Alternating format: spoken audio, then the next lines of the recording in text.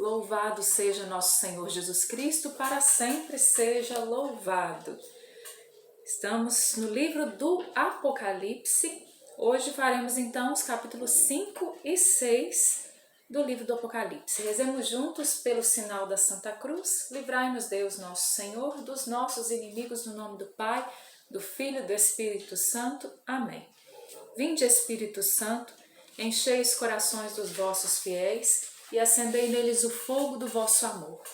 Enviai-nos, ó Pai, o vosso Espírito, e tudo será criado, e renovareis a face da terra.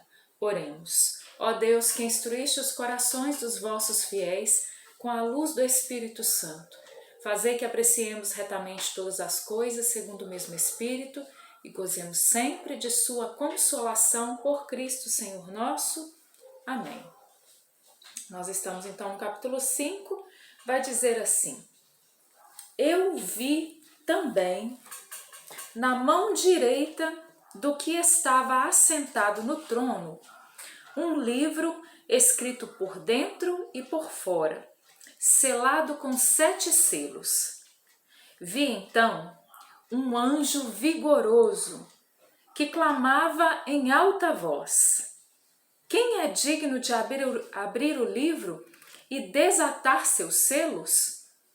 Mas ninguém no céu, nem na terra, nem debaixo da terra podia abrir o livro ou examiná-lo.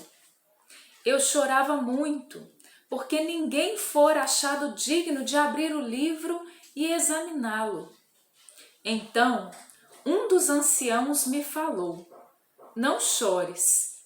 O leão da tribo de Judá, o descendente de Davi, que venceu para abrir o livro e os seus 7 selos.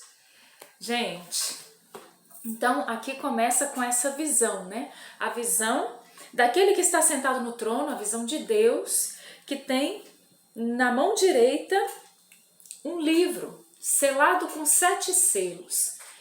E então vem a pergunta no versículo 2, quem é digno de abrir o livro e desatar os seus selos? E João vem então relatar que ele chorava muito porque ninguém tinha sido digno de abrir o livro e de examiná-lo. Mas um ancião então diz: Não chores, o leão da tribo de Judá. Quem é o leão da tribo de Judá? Jesus, né? Jesus, ele é o leão da tribo de Judá, né? Quando a gente vai retomar lá no Antigo Testamento a bênção, né, que foi dada ali a Judá, a gente já vê essa realidade, né? Onde Judá é chamado ali na bênção de o leãozinho, né? O leão. Então vem mostrar esse poder que estava reservado a alguém que viria da tribo de Judá, o leão da tribo de Judá, Jesus, o descendente de Davi. Como Deus havia prometido a Davi que o cetro seria mantido na linhagem davídica, e esperava-se então o grande rei da linhagem de Davi, Jesus, o descendente de Davi, que venceu. Ele é o vencedor, ele venceu para abrir o livro e seus 7 selos. E continua dizendo: Eu vi no meio do trono dos 4 anciãos, e no meio dos anciãos um cordeiro de pé, como que imolado. Olha a visão aqui agora de Jesus como o Cordeiro de Deus, né? Aquele que foi apontado por João Batista. Eis o Cordeiro de Deus, aquele que tira o pecado do mundo, né? Fazendo aquela referência ao Cordeiro imolado pelo pecado, né? Pelos pecados, fazendo referência ao Cordeiro Pascal, né? Ao Cordeiro Pascal. Jesus, ele é então o Cordeiro de Deus, né? E aí no versículo 6 vai dizer isso, que a visão foi então que havia ali no meio dos 4 animais e dos anciãos um cordeiro de pé, como que imolado. Eu tenho um livro, tem um filme, né? Não sei se você já viu, o filme O Apocalipse, de São João. Maravilhoso, né? O filme do Apocalipse de São João, maravilhoso. E lá mostra essa cena, mostra todas essas visões, e uma das visões, né, uma das cenas do filme é essa, mostra o cordeiro está vivo, ele está de pé, mas ele tem aqui uma ferida, como quem foi imolado, né? Então tem aqui a ferida com o sangue ali, né? Para dizer do cordeiro, né? Essa visão do cordeiro de pé, que foi imolado, mas está vivo, Jesus.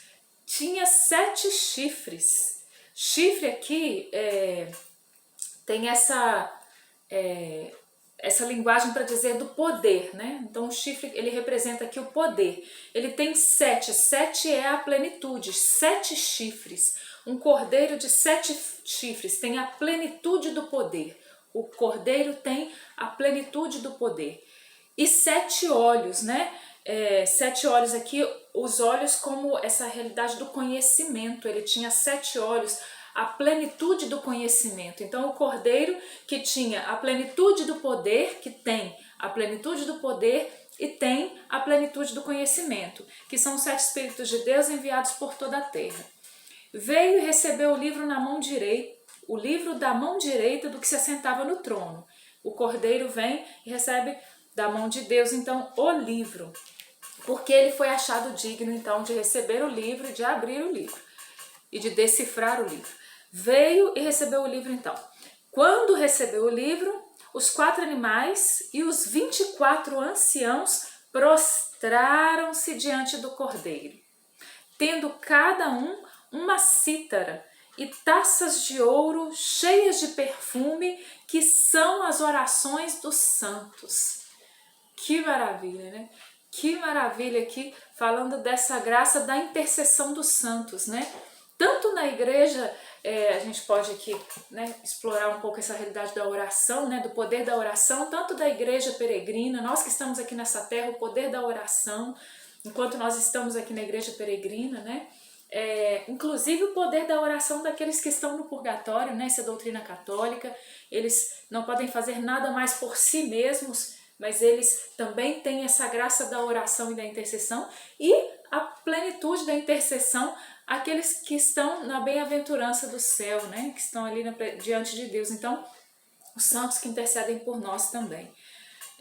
Mas vem dizer então desse poder da oração, essas taças cheias de perfume, que são as orações dos santos, cantavam um cântico novo dizendo, prostrados diante do cordeiro, com essas taças cheias de perfume, eles cantavam um cântico novo, que dizia, tu és digno de receber o livro e de abrir-lhe os selos, porque foste imolado e resgataste para Deus, ao preço de teu sangue, homens de toda tribo, língua, povo e raça. Olha o que o cântico dizia então, dizendo de quem é o Cordeiro de Deus, quem é Jesus. Ele é digno, tu és digno de receber o livro e de abrir-lhe os selos. Por quê? Porque foste imolado e resgataste para Deus ao preço de teu sangue, homens de toda tribo, língua, povo e raça. Jesus pôde resgatar ao preço de sangue os homens de toda língua, tribo, povo e raça. Por isso ele é o Cordeiro. E deles fizeste para o nosso Deus um reino de sacerdotes que reinam sobre a terra, né? Nós somos sacerdotes, profetas e reis, né? Pelo batismo. Na minha visão, ouvi também ao redor do trono dos animais e dos anciãos a voz de muitos anjos, em número de miríades e de milhares, bradando em alta voz, digno é o Cordeiro imolado de receber o poder, a riqueza, a sabedoria, a força, a glória, a honra e o louvor. E todas as criaturas que estão no céu e na terra, debaixo da terra e no mar, e tudo o que contém, eu as ouvi clamar. Aquele que se assenta no trono e ao Cordeiro, louvor, honra, glória e poder pelos séculos dos séculos. E os 4 animais diziam amém. Os anciãos prostravam-se e adoravam.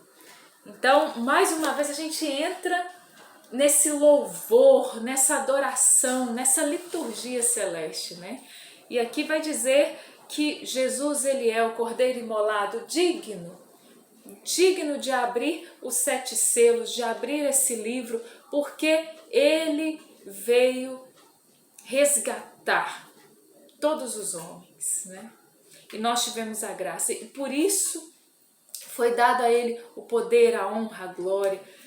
A partir do capítulo 6, então, diz: depois viu o Cordeiro abrir o primeiro selo, e ouvi um dos 4 animais clamar com voz forte: vem! Vi aparecer então um cavalo branco. O seu cavaleiro tinha um arco. Foi-lhe dada uma coroa e ele partiu como vencedor para tornar a vencer. Versículo 3.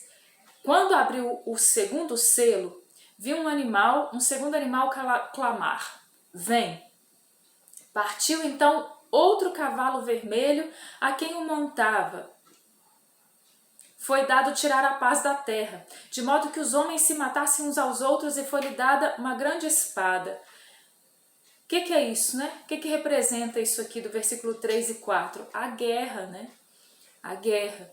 Então, falando daquilo que surge, né? Que surge no mundo por causa do pecado do homem, do egoísmo do homem, vão surgindo, né? Surge aqui a guerra, agora vai falar da fome. Olha só, o versículo 5. Quando abriu o terceiro selo, ouvi o terceiro animal clamar: vem! E vi aparecer um cavalo preto. Seu cavalo tinha uma balança na mão. Ouvi então como que uma voz clamar no meio dos 4 animais: uma medida de trigo por 1 denário, 3 medidas de cevada por 1 denário, mas não danifiques o azeite e o vinho, a fome, né? E agora versículo 7. Quando abriu o 4º selo, ouvi a voz do 4º animal que clamava: vem! E vi aparecer um cavalo esverdeado. Só de ver o cavalo já dá pânico. Cavalo esverdeado.